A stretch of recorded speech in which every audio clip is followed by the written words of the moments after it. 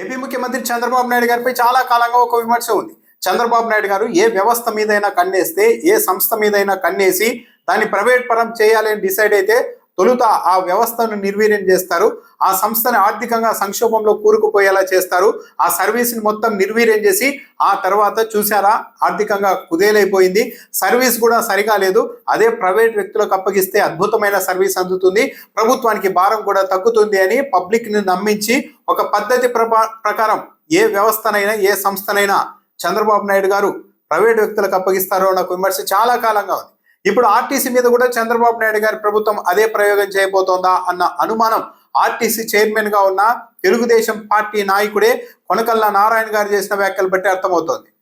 ఆర్టీసీలో ప్రైవేటీకరణ అన్నది తప్పనిసరి అని ఆర్టీసీ చైర్మన్ గా ఉన్న కొనకళ్ళ నారాయణ స్వయంగా మీడియా సమక్షంలో చెప్పేశారు. ఆర్టీసీ మీద ఇప్పటికే పెనుభారం పడింది. ఆ పెనుభారం కూడా మహిళలకు ఉచిత బస్సు ప్రయాణం కారణంగా ఆర్టీసీ మీద పెద్దగా భారం పడిపోయింది. ఈ పరిస్థితుల్లో కొత్తగా బస్సులు కొనే స్థితిలో కూడా ఆర్టీసీ లేదని చెప్పారు.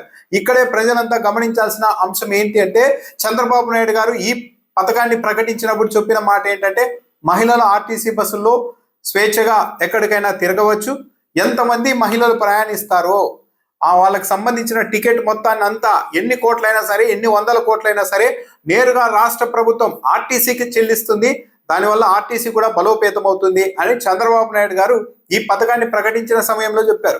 కానీ ఈరోజు ఆర్టీసీ చైర్మన్ గా ఉన్న టీడీపీ నాయకుడే కొనకళ్ళ నారాయణ గారే ఈ మహిళల ఉచిత బస్సు సర్వీస్ కారణంగా ఆర్టీసీ మీద భారీగా భారం పడిపోయింది, బస్సులు కూడా కొనే పరిస్థితి లేదని చెప్తూ ఉన్నారంటే దీన్ని బట్టి అర్థమవుతున్నది ఏంటి, చంద్రబాబు నాయుడు గారు ఆర్టీసీ మోస్తున్న భారాన్ని ఆర్టీసీ మీదే వేశారు. కానీ ఎన్నికల సమయంలో చెప్పినట్టు మహిళలకు సంబంధించిన ఉచిత ప్రయాణాల ఖర్చుని మొత్తం ప్రభుత్వం నుండి ఆర్టీసీకి ఇవ్వలేదన్నది క్లియర్గా అర్థమైపోతుంది.